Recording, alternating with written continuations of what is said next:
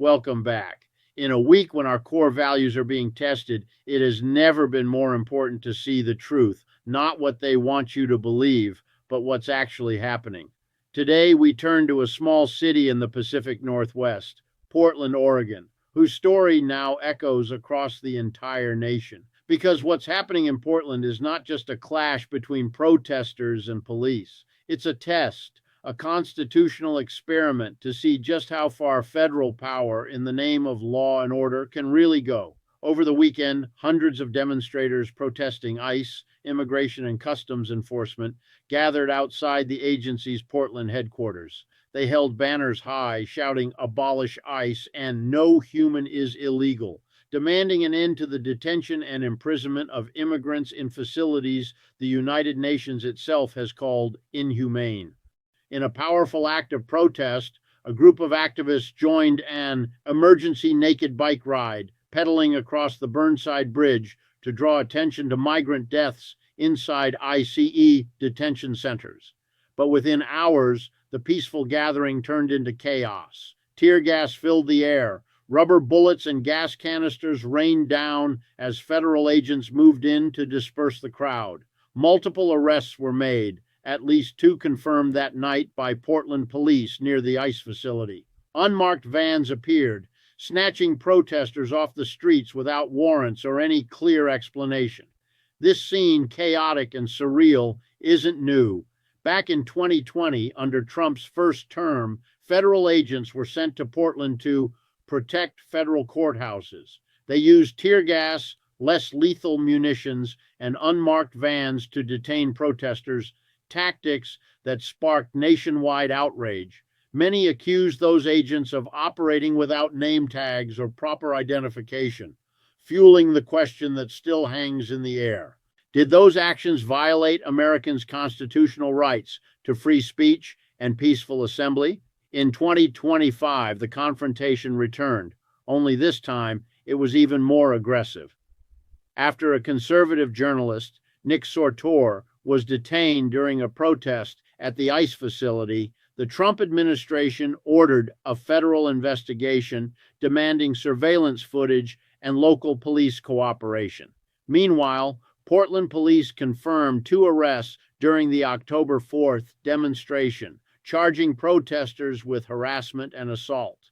Then came the legal battle. A federal judge blocked Trump's attempt to federalize Oregon's National Guard, ruling that it violated state sovereignty. Oregon's leaders, from Governor Kate Brown to local senators, condemned the move as an abuse of power, calling it rule by fear, not protection. Statistics tell the scale of unrest. According to updated reports and public databases, more than 128 arrests were connected to Portland's ICE-related protests by early October 2025.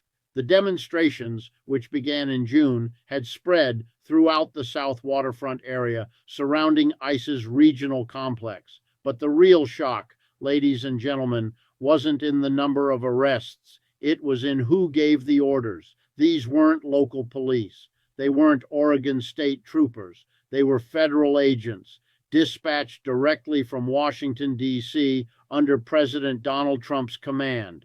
No consultation. No request for consent from the governor or the mayor. They arrived, attacked, detained, and vanished. When Governor Kate Brown spoke out, she wasn't just talking as a politician. She was defending the very architecture of American federalism. She called Trump's deployment of agents to Portland an unconstitutional occupation.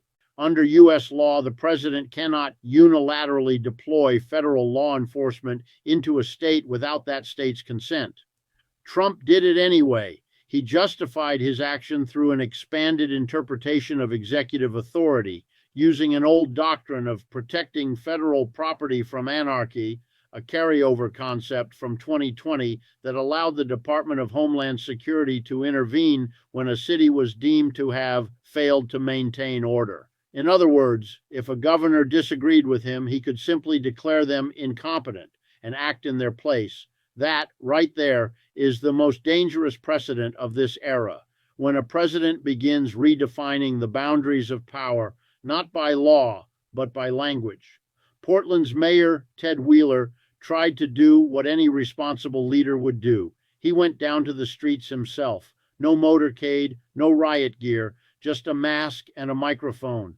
He stood before the crowd and began, "We can be peaceful. We can listen to each other." Seconds later, from the federal line, a tear gas canister exploded. The image of an American mayor being tear gassed in his own city by agents of his own federal government became the defining symbol of this constitutional crisis. On social media, the footage went viral. Trump supporters mocked Wheeler as weak. Others, both Democrats and moderate Republicans, saw something far more alarming. A sacred line of power had been crossed. Because when a mayor is no longer protected from his own federal government, it's no longer federalism, it's subjugation. The White House, of course, expressed no regret.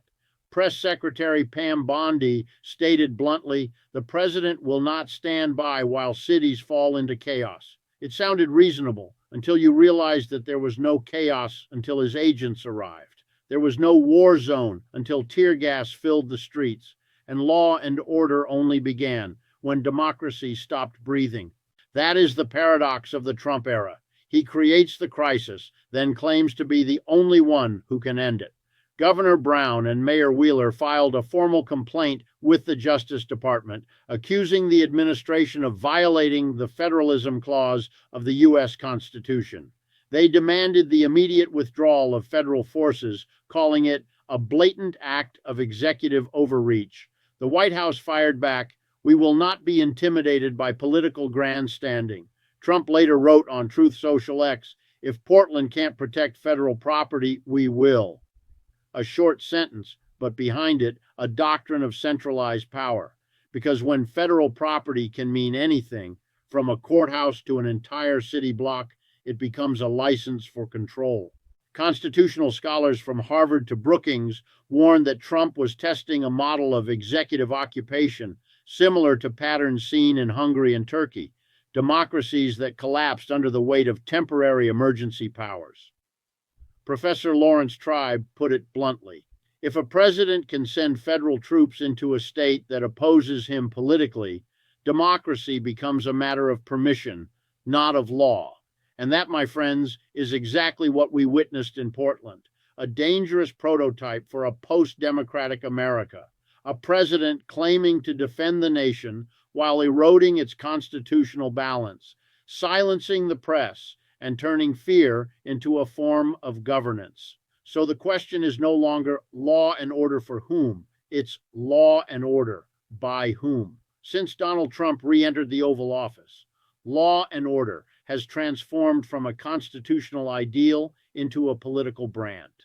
He promised to protect America from criminal immigrants, and in doing so, handed ICE near absolute power. The agency now operates with unprecedented autonomy, arresting, detaining, and deporting, even within sanctuary cities that were once shielded by state law. Portland became the testing ground for this new Trump doctrine, what analysts now call federalized enforcement. In simple terms, he's testing whether the White House can override a state's autonomy and call it national security. "If governors can't control their cities," Trump said, "I'll do it for them." It sounded strong. It was, in truth, a declaration of unchecked power. When federal agents flooded Portland, they brought more than tear gas. They brought a message that the law was no longer the limit of authority, but the instrument of it. Journalists were beaten, human rights observers were threatened, protesters were dragged into vans. And when questioned, the administration's response was chillingly simple. "We're just protecting federal property." But what happens when federal property is redefined to mean the people who disagree? That's not democracy, that's control. And amid the haze, one voice rose, calm, defiant, and unmistakably American, Alexandria Ocasio-Cortez. When AOC said, "We need to abolish ICE," she wasn't just rejecting a policy. She was challenging the moral legitimacy of a government that uses fear as its foundation. "ICE is no longer a law enforcement agency," she said during a congressional hearing. "It has become a political weapon, an instrument of power." And in Portland, those words stopped being theory. They became reality. ICE wasn't just detaining immigrants, it was detaining Americans, people whose only crime was dissent. AOC understood something fundamental. When an agency can arrest, detain, and deport without oversight, it ceases to be an enforcer of law. It becomes an embodiment of unaccountable power. When government uses fear to control people, she warned, that's not democracy. That's population management. Her words hit like a hammer to the heart of America. A reminder that government exists to protect its citizens, not rule over them. Trump supporters called her radical, dangerous, anti-American. But that in itself exposed the irony of our time. Criticize power, and you're called disloyal. Question morality, and you're labeled weak. Demand justice, and you're treated like a criminal. AOC isn't alone. Beside her stand Ilhan Omar, Rashida Tlaib, and Ayanna Pressley, the Squad. They represent a generation of Americans who are tired of walls, cages, and excuses made in the name of security. They're not fighting to destroy America. They're fighting to remind it what it was supposed to be. When AOC stood on the House floor and said, we cannot continue to justify cruelty by calling it order. When children are torn from their parents, when journalists are attacked, when citizens are arrested for protest, that's not order, that's programmed brutality. The chamber fell silent, not because everyone agreed, but because no one dared to refute it. Her question still echoes, who watches the ones who have the power to detain? It's the question that collapsing democracies always forget to ask, and the one that Trump's America refuses to answer. While AOC demanded oversight, Trump expanded ICE's budget and digital surveillance powers. The agency now collaborates directly with the National Guard and holds data access beyond anything in modern history. When ICE can detain anyone on suspicion, AOC said, when agents can pull people from cars without papers, America stops being a nation of law and becomes a nation of force. Half the chamber rose to applaud. The other half stared down at their phones. But that silence, that complicit quiet, is what every authoritarian state depends on. Because power doesn't just thrive on violence, it thrives on the silence of those who know and say nothing. That's why AOC matters. Not because she wins every debate, but because she dares to speak while others stay silent. Trump calls her and the Squad enemies of America, the radical left, agents of chaos. But maybe, just maybe, they're the last ones asking the question America can't afford to ignore. Who will protect the people when it's their own government breaking the law? If a president can send armed federal agents to detain citizens in Oregon today, what stops him from doing it tomorrow in New York, Chicago, or anywhere else that dares to dissent? The fight in Portland was never just about immigration. It was about the limits of power itself. In the aftermath, hundreds injured, dozens of businesses destroyed, millions in damages. But the greatest loss wasn't money, it was trust. Citizens stopped believing the police were there to protect them. Journalists stopped believing the First Amendment could shield them. And the world stopped believing that America was still the beacon of freedom. On Chinese state television, images of Americans being dragged into vans ran on repeat. Proof, they said, of Western hypocrisy. On Russia's RT, the anchor smirked, Washington lectures the world about freedom while tear-gassing its own people. Meanwhile, at home, Trump turned tragedy into campaign fuel. He replayed riot footage at rallies shouting, "Without me, America burns." Crowds cheered. The slogan, LAWORDERAMERICAFIRST, blazed across screens. But he never mentioned one truth. The chaos began only after his forces arrived. From a historical lens, what Trump did in Portland mirrors what every strongman has done, create a crisis, then declare himself the savior. That's how power slides from protection to possession. And yet amid the darkness, AOC and those like her remain the rare light. They remind Americans that freedom is not negotiable, that justice and dignity still matter. If your government needs tear gas to maintain power, she said, then maybe it doesn't deserve that power. That line, simple, piercing, may be the defining truth of this generation.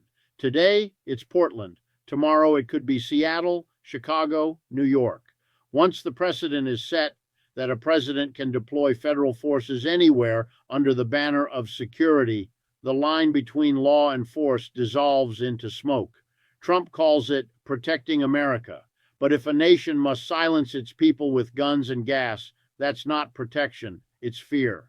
Portland, in all its chaos, exposed something deeper. America is becoming the very thing it swore never to be, a nation where loyalty outweighs law, where fear replaces dialogue, and where power believes it can exist without the consent of the governed. But there is still hope, because there are still voices like AOC's and the thousands who stood in the tear gas to say, no, we will not be silent. Portland isn't just a city in crisis. It's a reminder that democracy survives only when its people have the courage to demand justice. And perhaps the greatest lesson Portland offers is this: law exists not to protect power from people, but to protect people from power. That is the true meaning of law and order. Not Trump's order, but the order of a society where justice still stands above violence. Thank you for watching, and remember this: democracy only survives when we dare to question those who claim to defend it. Truth doesn't find you, you have to go find it. If you found this analysis important, hit like, share it with your friends and family, because the more Americans understand what's at stake in Portland, the stronger our republic becomes. And if you haven't already, subscribe to our channel and turn on notifications, because in an era where power hides the truth, we'll keep bringing it to light. Thank you, and we'll see you tomorrow.